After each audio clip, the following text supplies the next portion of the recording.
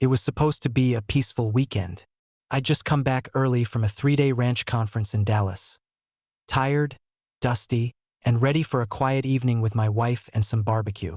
But the moment I turned down my private drive, something felt wrong. The house was dark. The barn was dark. Even the porch lights, all dead. I frowned. The whole property runs on a hybrid solar grid system with an industrial backup generator. It doesn't just go out. Then I saw it, the electric junction box by the gate, cut open. Wires dangling like spaghetti. And standing next to it, holding bolt cutters and a smug grin, was Karen. "Karen?" I said slowly. "Why are you touching my power lines?" She jumped like a guilty cat, then tried to act casual. "Oh, you're back early. I was just ensuring neighborhood safety." "By cutting my power?" She sniffed.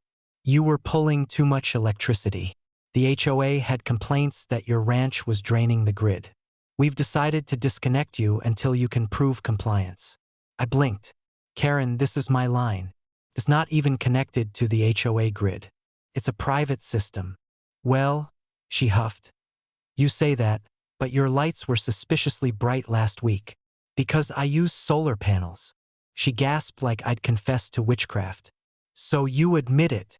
At that point, my patience was flickering like my lights. "Karen, those panels are federally approved. You can't just cut my power." She crossed her arms. "The HOA bylaws clearly state, Karen, you don't have jurisdiction over my land. It's not part of your HOA map." She waved her hand dismissively. "Technicalities. The neighborhood still sees your property, and frankly, it's too bright. It ruins the aesthetic."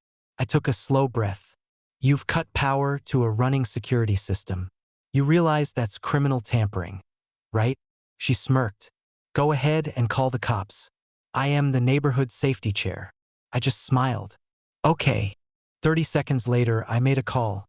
Not to 911, but to my wife, Sheriff Emily Hale. "Hey, Em," I said. "Karen's trying to fix our electricity again. Might want to come by." Her voice was calm, too calm. "Again." She cut the main line this time. Silence. Then, "I'll be there in 5.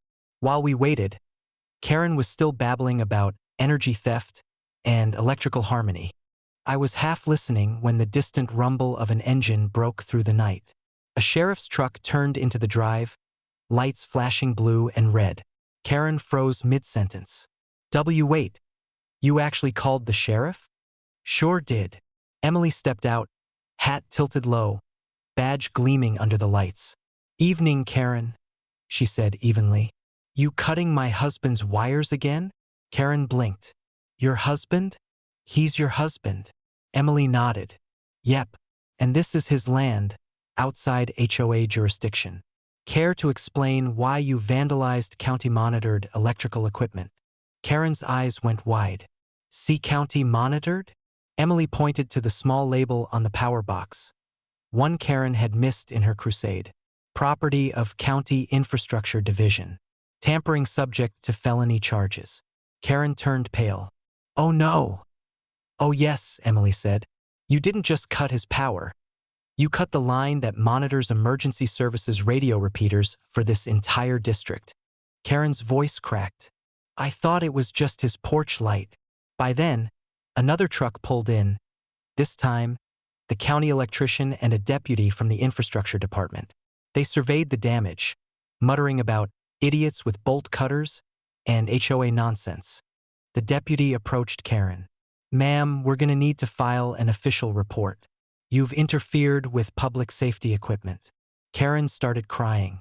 But I was just trying to enforce neighborhood policy." "Ma'am," he said, deadpan. "The neighborhood doesn't own the emergency grid." The next morning, the county fined her $25,000 for infrastructure tampering and billed her for the repair costs.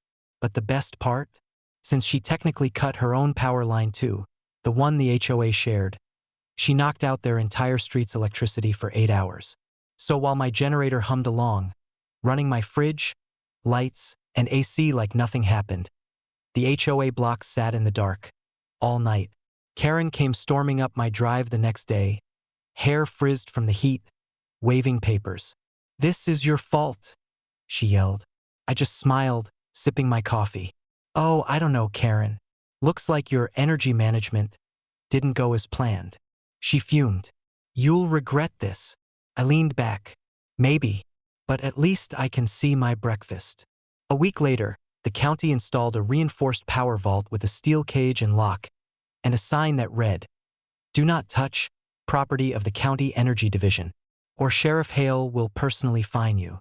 Karen hasn't touched another wire since. But every time she drives by and sees those blinking blue relay lights, I swear she flinches, like they're watching her. And maybe they are, because right after that incident, Emily quietly added one more sensor to the system, a small, hidden camera mounted near the gate. The first alert it sent was titled, "Unauthorized Presence Detected. HOA Karen, holding clipboard." Some people never learn.